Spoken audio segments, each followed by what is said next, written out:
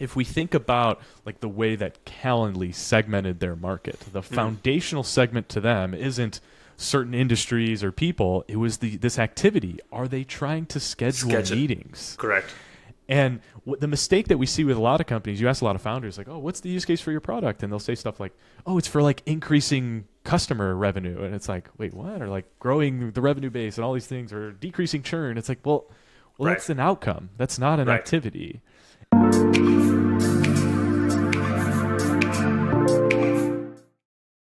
Hi everyone, hope you all had a wonderful holiday season. It's 2025, we're back in the office, and Product Marketing Breakdowns is back too. Firstly, thanks to everyone for your love and support in 2024. A bunch of you reached out to me saying that you all like my episode. I really appreciate it, so thank you so much. If you're new here, welcome. This is the podcast that focuses on learning from your peers. We give a platform to some of the best product marketers in the industry to bring a product marketing project that they themselves have worked on, and they will break it down for us. They will be sharing some of the insights that they leveraged, explaining why it works so that you can learn directly from the creators. And you can use that as an inspiration in your day-to-day work today. I'm your host. My name is Chirag. I'm a director of product marketing. I was recently named as a global top 100 product marketing influencer by the PMA as well. We are starting 2025 with a bang. We are on episode 5. My guest today is a big one. He is a thought leader in homepage messaging and positioning for B2B startups, and he has pretty much owned this niche with his co-founder. Best part is my guest and I hit it off instantly because apart from our common love of product marketing, we are also fans of the same soccer or football club. Super excited to introduce my guest, also a top 100 global product marketing influencer, one half of Fletch PMM, Robert Kaminski. Glad to have you on the pod, Robert. Yeah, thanks so much for having me. How was that intro, by the way? Pretty killer. I love that you even caught the football instead of soccer. We got to educate the folks over here stateside to get it right. Exactly. It's always soccer, in the US, but for me, it's always been football. Thank you. Yeah. Reaching out to a global audience. Awesome. I tried covering a bit of your introduction, but would you mind telling a bit about yourself and where you're currently working? Yeah, absolutely. So I'm one of the co-founders of Fletch PMM, and we're a product marketing consultancy that's worked with about 350 B2B SaaS startups. And we only do one thing, kind of makes us unique as far as like agency and consultancies go. We only help them on their positioning and homepage messaging. And in other words, we help them figure out how to explain their product, which still to this day, almost every founder struggles with because they're just so close to it. Often they're very technical. They're building something new. And so we've developed a framework and a process to help them unpack that and then make it super visual on what we think is the most critical marketing asset that they're going to have, the homepage. 100%. Yeah, 100%. I've been following you and Anthony obviously for a bit, and I love the kind of things that y'all do. Your approach to homepage positioning and messaging is so fresh, it's so different, and that's something that I always look forward to learning from the two of you, which is great. I was also spending some time looking at your profile before obviously we reached out and we connected and we had a conversation. It was interesting to me because you pivoted into product marketing from a sales role a few years ago, right? You obviously grew through the ranks and then you made that switch, and obviously now you're at Fletch PMM, and you and Anthony started that 2 years ago. I'm just curious, what made you and Anthony venture out on your own? What was that process like, and what made you do that? Yeah, it was one of those things where it almost happened naturally. So for context, part of our role at this, we were at a company called Headway. They were a digital product studio, basically a full service consultancy for startups and for sometimes larger companies that are trying to build and commercialize new products and take them to market. And the first project Anthony and I would be working on when I was not deployed basically as a fractional product leader, we were trying to solve for our own positioning and like, how do we create demand? In other words, how do we sell these variety of strategic services that we could sell? And in doing so, we started looking at, our prospects were these early stage companies. And so we started building these lists of all these companies, reading all their homepages, trying to do personalized outreach. We tested a bunch of stuff from outbound on LinkedIn, outbound email. We started posting on LinkedIn. And what happened, it was like this kind of perfect wind of circumstances. Really found the problem that we today now end up solving is that we couldn't figure out what any of the companies did. We were reading thousands of these sites and we're like, are we crazy? Are we the only people who see this? Like, what are these things, right? Like, the modern whatever so-and-so automation tool. And it's like, I don't even know what the hell that is. It's all-in-one tool, yeah. And so we started posting about that, basically sharing our observations, and it struck a nerve.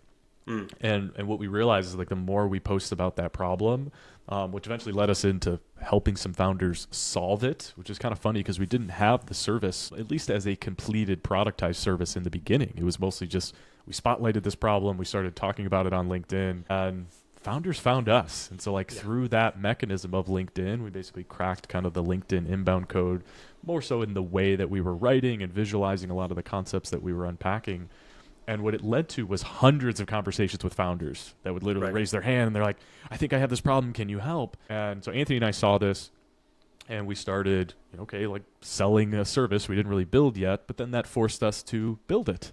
Right. And it was really the repetition game where we took hundreds and hundreds of calls with founders, closed some of them on projects, started to build this structured process to do it. And, here we are over 2 years later, where we've had 350 companies go through the process. What people don't see is that behind the scenes, we've broken down and built up the framework of the process literally hundreds of times. So if you're very astute in following us and you go look at what we were saying, even 18 months ago, like things have changed. We've learned so much about how this works and how this flushes out. But long-winded way for us of saying is we started working on this thing. We basically built the company underneath the umbrella of our other agency.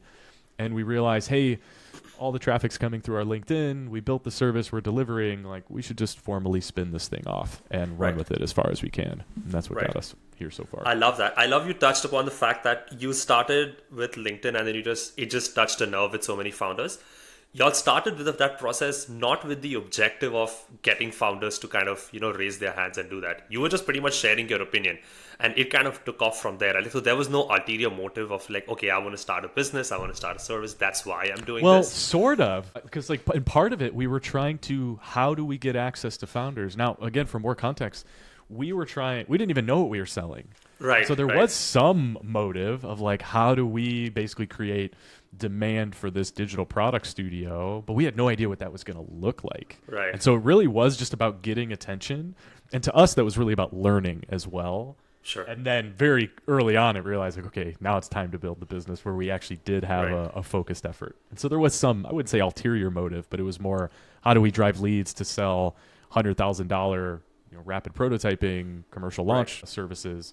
And that evolved very quickly into like, we don't want to do all of that. Because here's the other thing too that we see, not only with service businesses, but for the startups that we consult with, the temptation is to try and sell everything. And so Anthony and I had been in this agency, and operationally, anyone who's worked at an agency, especially a full service one, they're kind of shitty businesses to operate and run because everything's custom. You have to scope it all differently. And so when we started ideating, and I'm like, okay, what does this business look like? Our whole thesis was kind of the opposite of, hey, we don't want to do a bunch of things for a bunch of people. We want to do one thing really, really well and sell it to the same avatar over and over and over. Again and again. Yeah. And that was kind of the thesis going into this. Yeah, I like you just ended with that because that's a perfect segue to my next question. And one thing that I noticed is you and Anthony have both said that it's always better to start narrow and then to expand later, right? That's something that I'm seeing more and more as well, rather than someone who's just pretty much going broad and then seeing what sticks and then capitalizing on that. That's the complete opposite approach, right? But the niche that you went after obviously was homepage positioning and messaging for B2B startups. What made you choose this specific niche? Was it just that you were working in the consultancy before and there was like a natural transition into this, or was that something a specific, like a conscious decision that you took? Yeah, there's a nuance to this type of start specific and broaden as you go. And the nuance is when you are just starting, you are going to be broad in the beginning because you just don't know. Right. And so there's this interesting phase. Sometimes I'll refer to it as like the experimental go-to-market phase where you're not really ready to invest in go-to-market in any meaningful way. And it's pretty close also to when you're just figuring out what product to build. And so for us in the beginning, all we knew, like our positioning was product strategy for startups. And even more so just like strategy for startups. It was so broad. Yeah. And because some of the things we were writing about, a big part of it was the problem we were observing in these homepages, but we were writing about other stuff that we were bumping into with clients that we had. And in terms of like, how did we figure out to get specific? It was one of those things where when we were in that broad state of strategy for startups, writing about a lot of stuff, we were basically making a bunch of noise and then listening for signal. And it was very apparent to us that like every time we talked about this positioning and this product marketing thing, like people were like resonated. They're like, wow, this is like, there's something here. And so we just, when we started to hear that, both in the posts, like, oh wow, lots of likes, lots of comments, but also in founders sending us DMs of like, I think you can help me. It's like, okay, that's a signal. And that really forced us to start to get specific. And so we went from strategy for startups to product strategy for startups to product marketing for startups to positioning for startups. Right. And like that's where we started to get some of those customers. We even had a positioning early on because we just tried to go more and more narrow, because every time we went narrow, it would just, the traction would go up. I think we positioned as positioning for B2B SaaS horizontal startups that are seed or Series A. And so just like this hyper specific Very piece. specific, yeah. And we've since broadened. But basically, we were just listening for all that signal. And again, it's so counterintuitive to most of the founders that we work with. Is like every time you narrow, like your traction and your like the power of your message just goes way, way up. And when you think about the tool we were using, LinkedIn, like those algorithms are built to deliver very specific information to a particular audience. And so like when you even approach it from a content demand creation standpoint, talking about generic marketing best practices, it's like there's no teeth to it to anchor in. And so it was start broad, listen for signal, narrow, and then as you narrow, you'll realize that it's like we can narrow further, and then we're just being very mindful about when and where we do expand, both with our positioning, but then as it relates to do we build and sell other products and services. And to date, we have decided not to do that. That's been a strategic choice that we can go into. Yeah. And you said you've already worked with 350 of those. So you kind of know that what's actually working. You've refined that over a period of time. And now you know, obviously, I'm wondering, or I'm rather curious to hear from you, what are some of the biggest challenges that you faced, or maybe like some learnings, that you've had while working with B2B startup founders? Yeah. I guess, where does your mind go in terms of types of challenges? Challenges building the business and finding fit, or challenges more of what we see across the portfolio of companies that we've worked with? The first one. The first one. Yeah. Yeah, I think, where most of our work has gone into, or at least where we spend most of our time, is really just trying to get the framework and process to the point where not only we can execute it, but everyone else can understand it. And what that really means, like if I'm translating that, it's building a product that actually delivers value is one of the hardest things. And I think the temptation for a lot of founders is they get stagnant, where they build this thing, it starts to work, and then they think, oh, the product's done.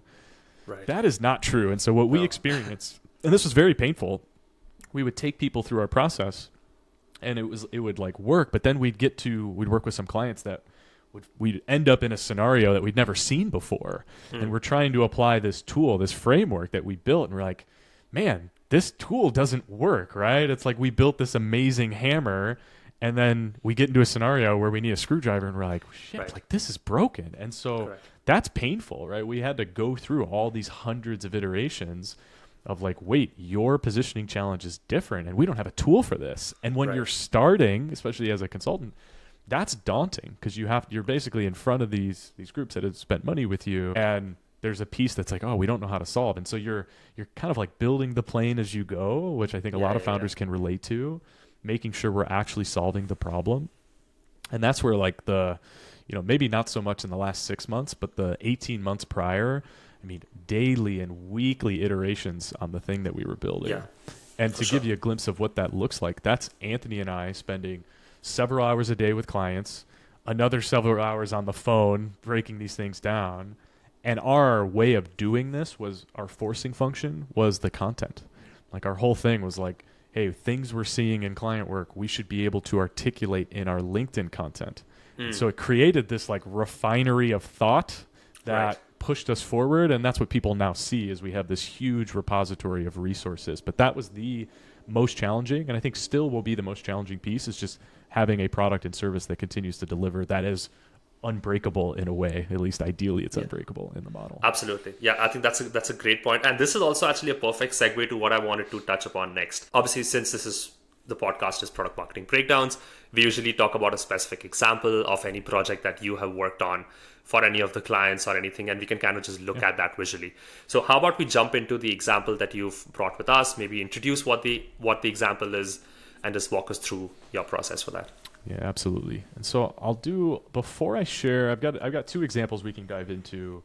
Yeah. And we actually go through a version of what I'm going to share now with all of our clients, because we have to be speaking the same language when we're talking about positioning. Yes. So positioning to us, when you boil it down, we think is about making two decisions. One of them is a decision on who's your target customer. Like, what part of the market are you actually going after?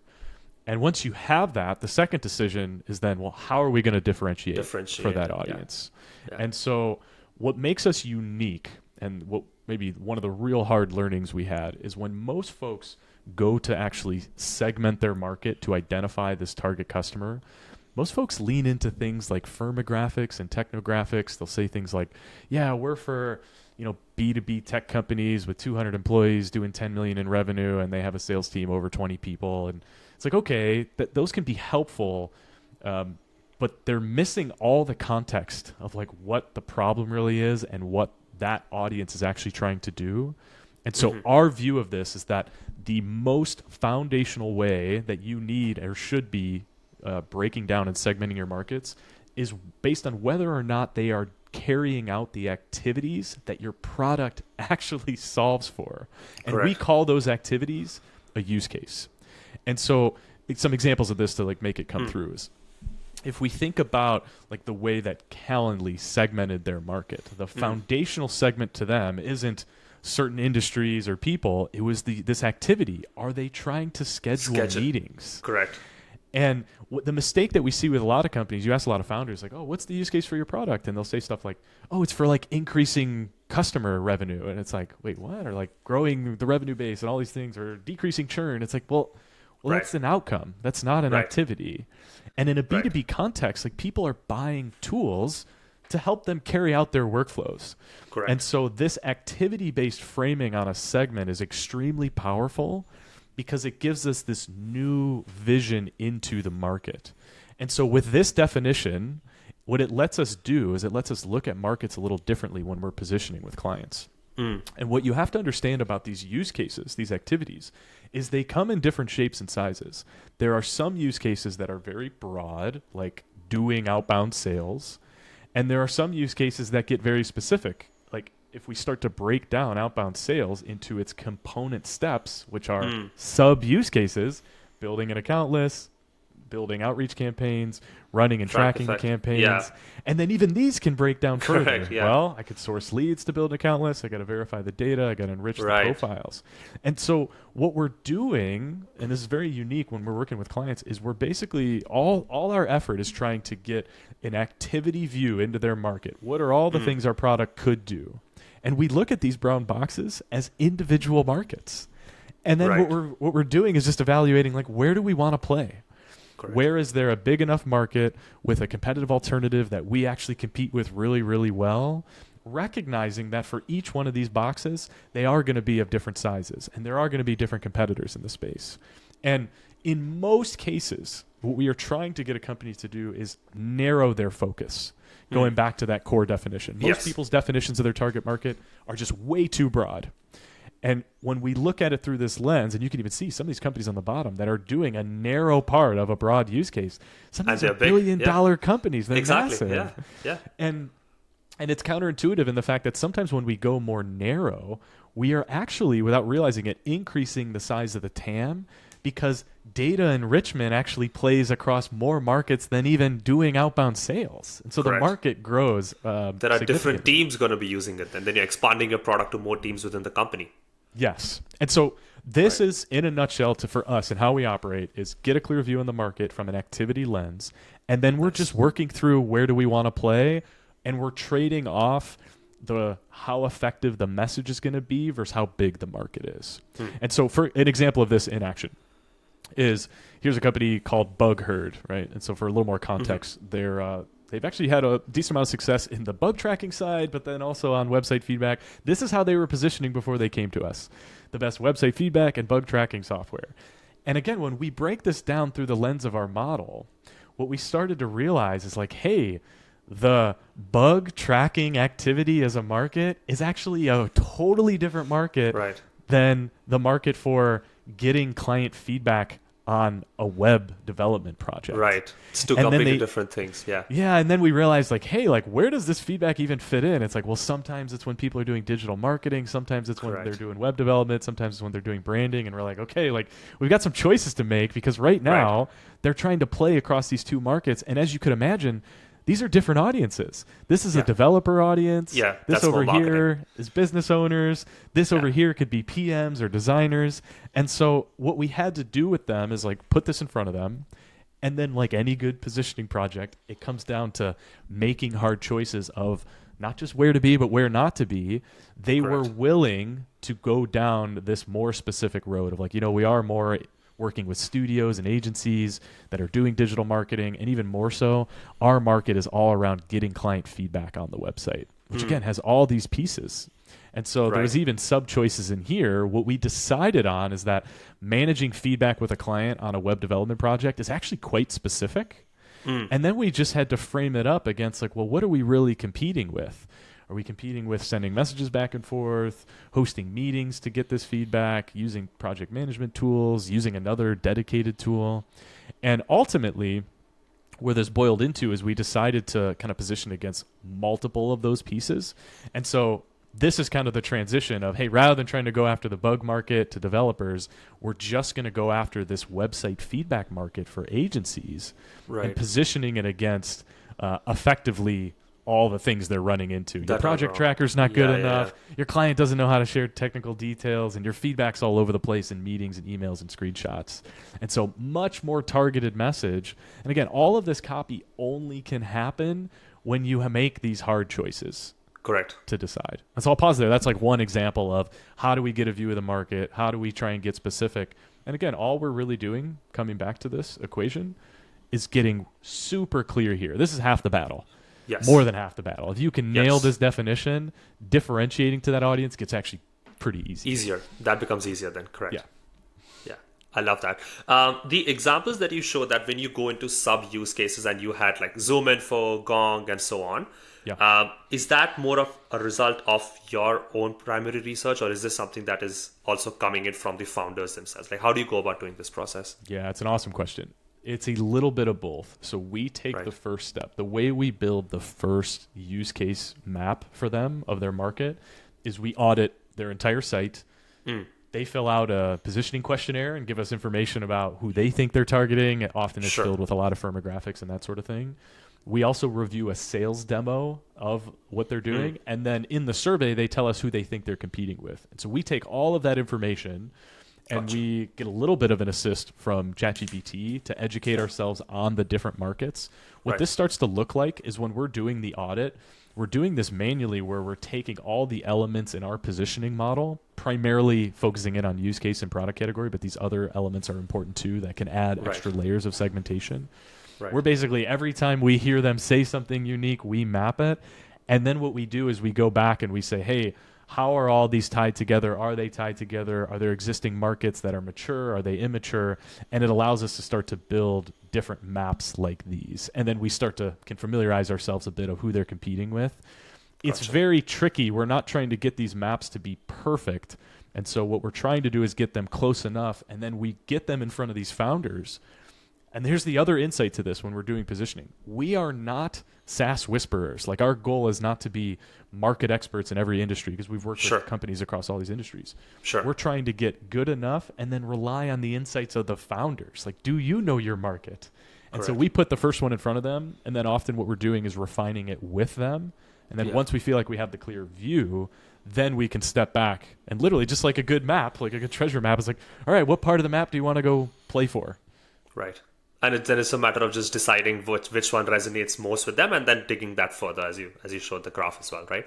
Yes. As a diagram. Yeah. And there's a lot of, when it comes to positioning decisions, like another thing we bump into that's really hard for founders to understand, there is no cookbook for the perfect positioning. This all comes back to intuition and understanding of your market. And so when we make these choices of where to play, they are strategic long-term bets of where you think you can win the market.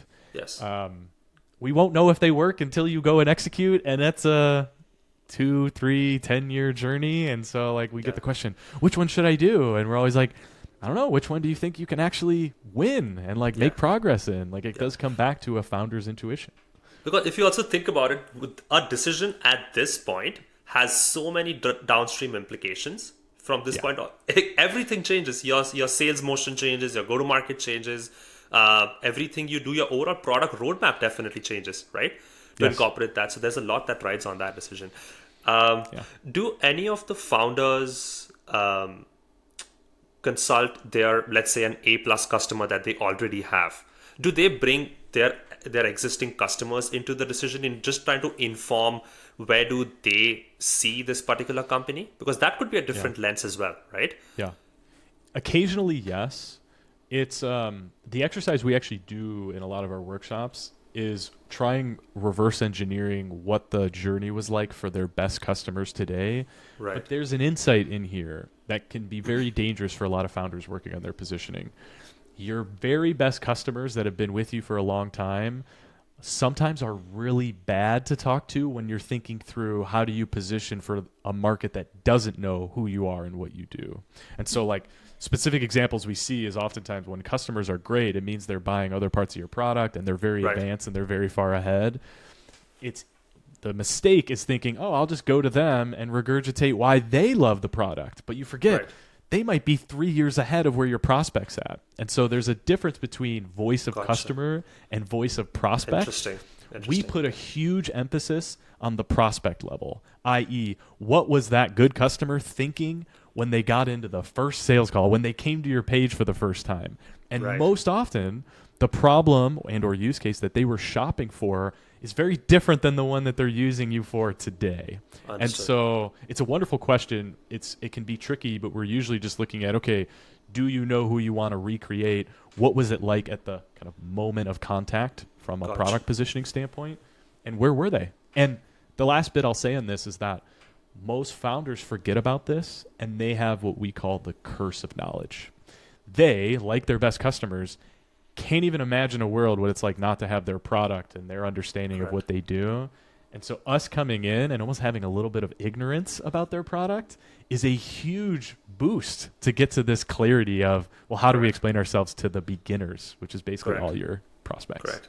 Yeah. No, I love that. That's a great example, and that's a great way to put it, actually. Okay, this was super helpful. I was trying to think if there's anything else that I wanted to cover, but I think this makes a lot of sense. I have been in positioning exercises as well. I have relied significantly, obviously, when I'm doing positioning for my own organization where I'm currently working, or even in previous roles. Input from obviously founders is critical, but what I also do is I don't just take that as the sole source of truth, right? Because I've realized also a lot of times their positioning and their view could be future focused or more investor focused. Yes. That also can sometimes be like, you can take it either way you like. You have to kind of be a little mindful of how much of that you're taking, how much of what the product can do right now or what your company can do right now versus if you are pitching for a series A, series, whatever the thing is in the future, So. There's just on that note, there is if I can find it real quickly here. Yeah.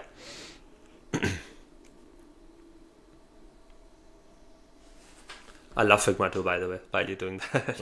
It's like love, hate, like almost to a fault how we use it. When you talk about vision, so almost all the founders we work with, they all have a big vision. Most of them have raised money off this vision.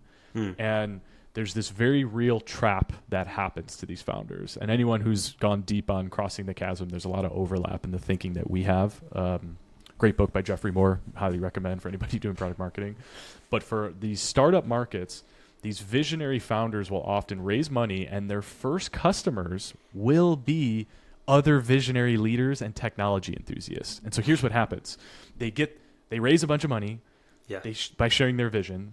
They share their vision in their marketing, and they actually get some early customers. They get these visionary founders and tech enthusiasts that are willing to take on all the risk of the product. They don't even really know how they're going to use it yet. They just see big strategic advantage. And then they convince themselves, oh man, all I need to do is give this visionary message and I'll all these customers. The reality, and that's what this is trying to show, is that most markets, the visionaries, this is actually a high number, is a very small part of the market. And so it almost always happens where like they're on cloud 9, getting customers, big fundraise, and they're using a message that isn't going to work for the rest of the market. That's very risk averse.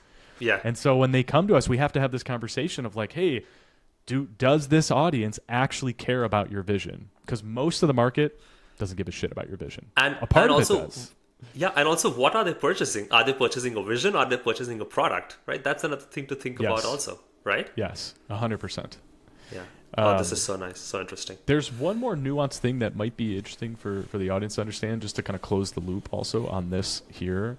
What we've discovered in doing this from a use case-based approach is that there's a connection between use cases and product categories in terms of market maturity. And so what doesn't become very apparent in that map, there's this other layer that we have to decide. And so taking Calendly, for example, right. The use case for them, as we talked about, and for years they positioned as a better way Email of scheduling back and meetings. forth. Yeah. Right? Yeah. And so when you ask the question of like, hey, when you're doing a use case, it's basically saying, hey, most of the market is immature because there isn't an established category. And so they're positioned against sending back and forth emails like this. And this is how their differentiation shows up. Now, Calendly just did something interesting because over time, over the past 12 years, more and more competitors have been getting in on this set of positioning, and they've made the market a reality. It's starting to get recognized as a scheduling tool app market with all these competitors. And so this creates a choice from a positioning standpoint because both of these are effectively the same use case. Now it's just a matter of how aware is the market audience to this use case? Meaning, when you say the word scheduling tool, does everyone already think Calendly? Market aware, yeah. And literally a month or two ago, Calendly has figured out that, we've been positioning this way for the past, and I think I have another visual in here. Yeah, here it is. They've been positioning on the immature part of the market, the use case, for the past 10 years. Only this year they decided to say officially, no, we have to position in this market. We are the number one scheduling tool. Also, people understand what scheduling tool is. People understand what scheduling tool does, right? Yes. And so that's I bring it up because it's another nuance when you're figuring out the use case is how mature is the use case. The reason it's important is because the competitive alternative changes completely. And when you change your competitive alternative, the whole differentiation is different. So this one here is all about eliminating back and forth.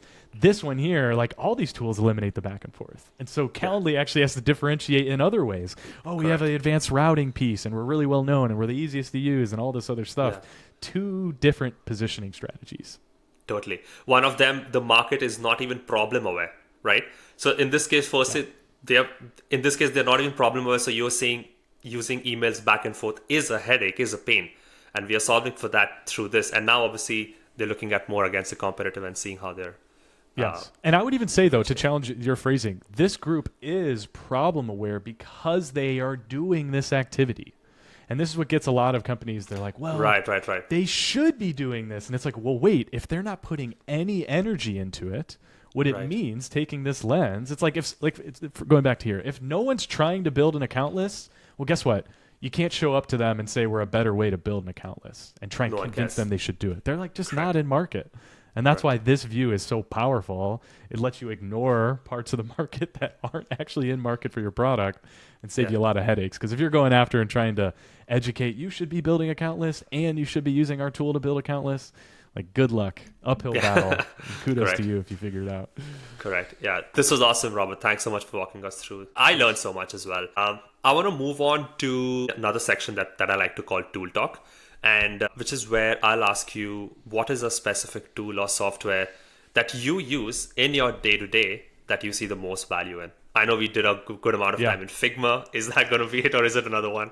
Figma sits at the top, right? If there was a search history on your tech stack, it's like Figma is we're in there 80% of the day, almost to a fault.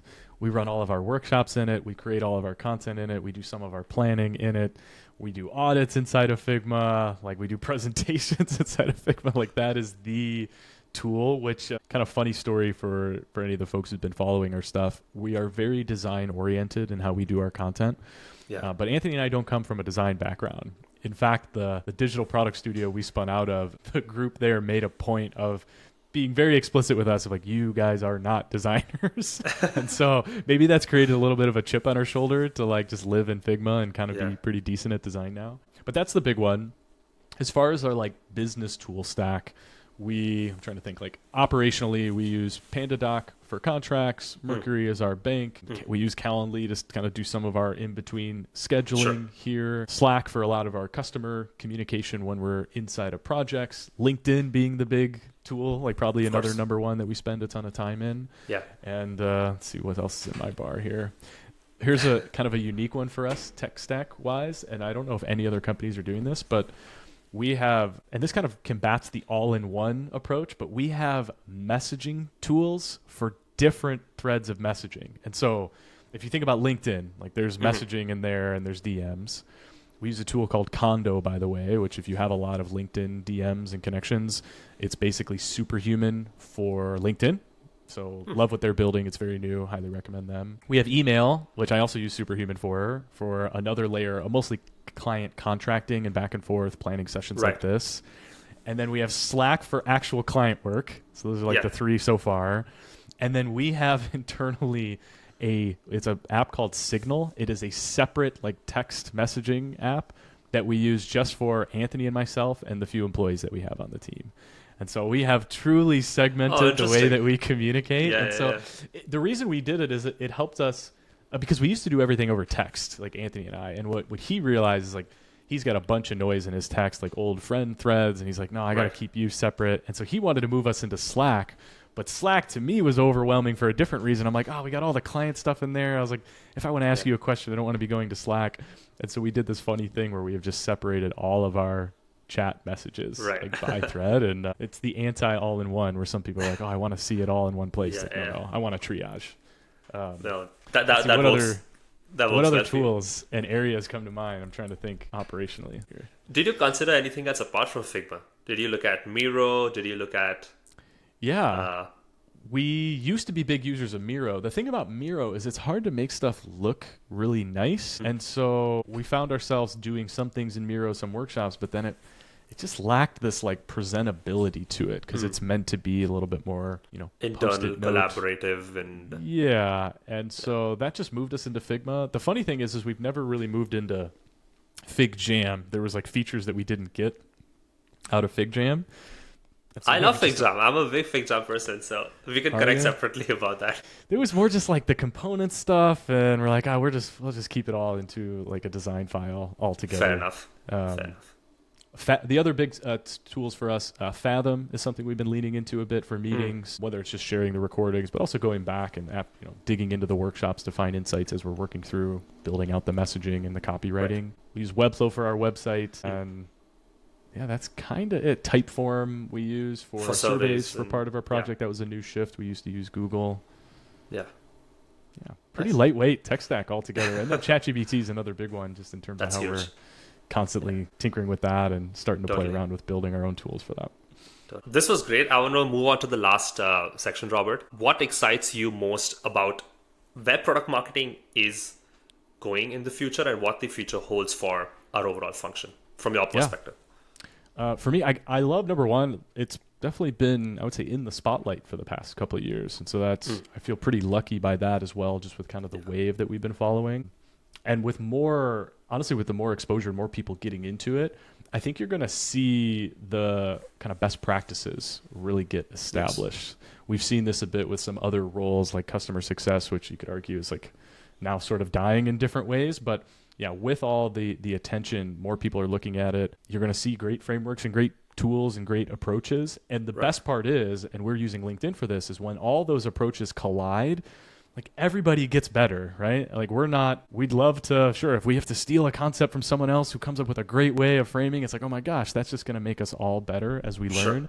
And the community is like very hands-on, especially in LinkedIn with the open sharing. And so as far as the future, and what gets pretty exciting is I think as it matures and we get all the frameworks, I'm really curious about how we take these procedures, frameworks, and processes and start to layer them in with AI potentially. I think it creates some really unique opportunities. The one that's front of mind for us is thinking through these these use case maps, these activity level market views, which aren't really a thing. They're hard to build at scale. We think if we get really good about understanding the nuances of how to build them manually, we think we could be the ones to start to move into automating some of that workflow, where we can imagine, all of these SaaS companies not guessing when it comes to defining their ICP and their whole TAM just based on these really broad TAM, SAM, SOM. They could do it in this very specific way. And with a better view comes better targeting, comes better positioning. And I think it could have a huge impact on letting more of these companies compete in a better way.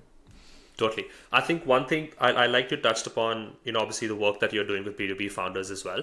But I would love to get your perspective on how are B2B founders perceiving the role of product marketing? Are you seeing that shift as well? Are they starting to seeing the strategic value that someone like a product marketing function can bring in? Because these are early stage companies. These are, still growing out. So is product marketing one of the things that they're thinking about? Just curious. Yeah, great question. It's still a mixed bag, to be honest. All the founders that come to us have seen the light or part of the light. And that's in part it's because our go-to-market model has a lot of education, where by the time you come to us as a founder, you've probably been following us for 3, 6, 9 months. And so, but there are some founders who are still, I don't want to say skeptical to it, but they're building companies, so they basically are running every role. So product marketing may not be their focus. Sure. What I think more people need to understand, and this is what gets really tricky, especially for people moving into product marketing, the role of a founder is sort of effectively product marketing. You could say something similar for product management. Sure. But there's two things to building a startup. Can you build the thing, and can you build the thing for a market that's real, i.e. like solving a real problem? That is constantly needs to be monitored and iterated on, of like finding and maintaining product market fit. And so whether these founders are embracing it as product marketing, they have to realize that they're doing product marketing whether they like it or not. And the ones that aren't aware are probably not using all the latest tools and frameworks in terms of having a more mature way of thinking about it. Right. And the implication of like my view of that is that what it means for a lot of the product marketers out there is like, you're sort of a founder who's not going to get paid like a founder type deal. And so, the hiring, it gets really tricky. I'm a big advocate that I think in part of the founding team, someone has to have some marketing chops, if not sales chops, to understand this type of positioning stuff. If they don't, then those folks should be bringing in a product marketer as an early co-founder or one of the early employees to basically operate between the lines. But it doesn't always happen that way. They think they can outsource.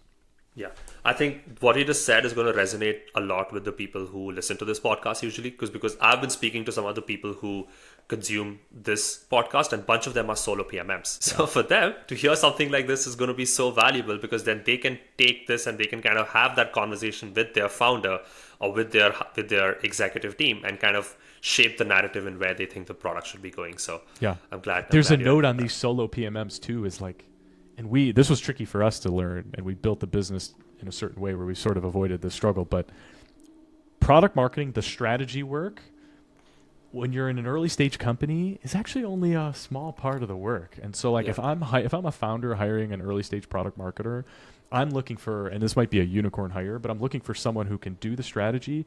But then the rest of the time, I want them like in the weeds, basically running the marketing, like creating content, talking to customers, helping build product roadmaps, all these things. And the downside, and I used to be this person, is most product marketers just want to be strategists. They just want to like point the ship in the direction and sure they can help course correct. But in the early companies, that strategy direction is a daily iterative process of doing the work. Whereas in bigger companies, you can sort of be the group that is just going across the org for all the different positioning strategies and making sure that everyone's staying in line. And so that's another thing I would say is product marketing in early companies is just different than product marketing at late stage from a role standpoint. Totally. No, that makes sense. Yeah, that's a perfect way to end it actually, Robert. This was great. Thank you so much for walking us through this. The examples were great. Fletch PMM's definitions are obviously solid, built out and refined over a period of time. I learned a lot. I'm sure the listeners are going to learn a lot as well. So thanks for taking the time, and I'm excited for when this episode releases and when folks can share their perspectives with me. Hopefully they can reach out to you on LinkedIn as well if they want to continue their learning. That would probably be the best way to get in touch with you, I'd assume, right?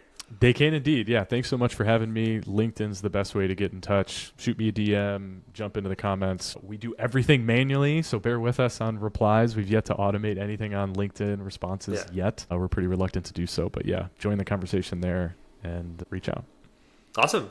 Thanks, Rob. Yeah, we'll stay connected, obviously. We'll talk about Arsenal's next game. We'll stay connected on that. It's looking grim this year, but yeah, let's stay in the top four and keep it rolling. That's right. Awesome. Thanks so much for taking the time. Of course.